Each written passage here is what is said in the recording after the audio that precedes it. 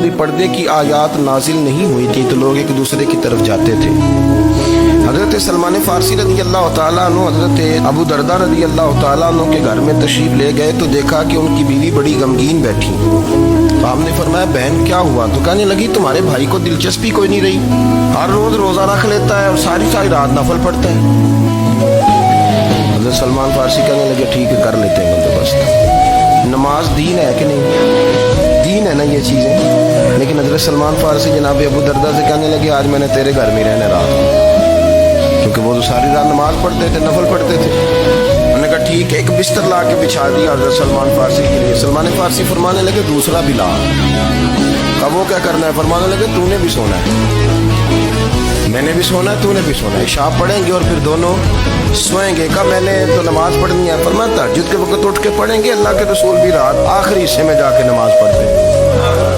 ادھر ساتھ سنا لیا، وہ تھوڑی کو دیر سوئے، اب عادت تھی ساری رات اٹھنے کی، ذرا اٹھنے لگے بستر سے تو حضرت سلمان فارسی فرمایا چپ کر کے سو جا، وہ بڑی رات پڑی ہوئی، چپ کر کے سو جا۔ وہ لیٹ گئے، پھر اٹھنے لگے تو فرمایا سو جا چپ کر کے، بڑا ٹائم۔ سحری کے وقت اٹھے، نفل پڑھے۔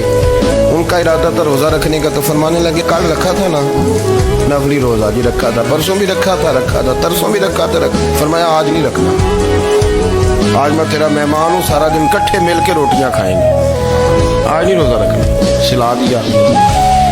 اب حضرت ابو درداء رضی اللہ تعالیٰ عنہ کہہ تو کچھ نہ سکے، پر کہنے لگے سلمان تم پتہ تم کیا کر رہے ہو؟ نہ تم نے مجھے رات اٹھ کے زیادہ نفل پڑھنے دیے، سویرے روزہ نہیں رکھنے دیا۔ تو حضرت سلمان فارسی کہنے لگے کوئی لمبی بات تو نہیں نا، چلتے ہیں نا ابھی فجر میں مسجد نبی میں، تو نبی پاک کو بتاتے ہیں سرکار دو عالم علیہ السلام کی خدمت میں تو اپنی بات کرنا، میں اپنی کروں گا، حضور نتیجے کا اعلان فرما دیں گے، بات طے ہو جائے گی۔ حاضر خدمت ہوئے، عرض کی یا رسول اللہ صلی اللہ تعالیٰ علیہ وسلم یہ ساری رات نفل پڑھتے ہیں، ہر روز روزہ رکھتے ہیں، ان کی اہلیہ غمگین بیٹھی ہیں، حکم فرمائیں۔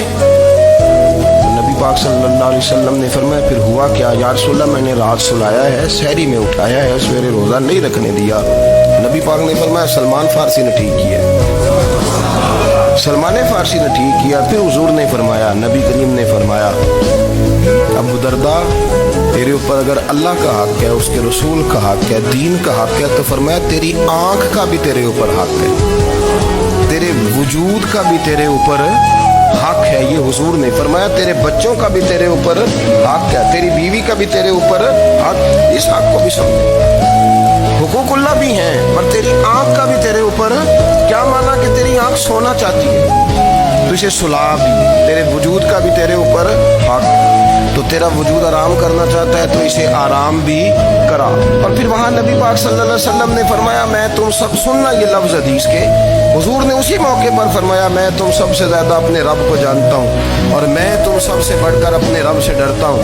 حضور فرمانے لگے میں روزہ بھی رکھتا ہوں، افطار بھی کرتا ہوں، یعنی کبھی رکھتا ہوں اور کبھی نہیں رکھتا۔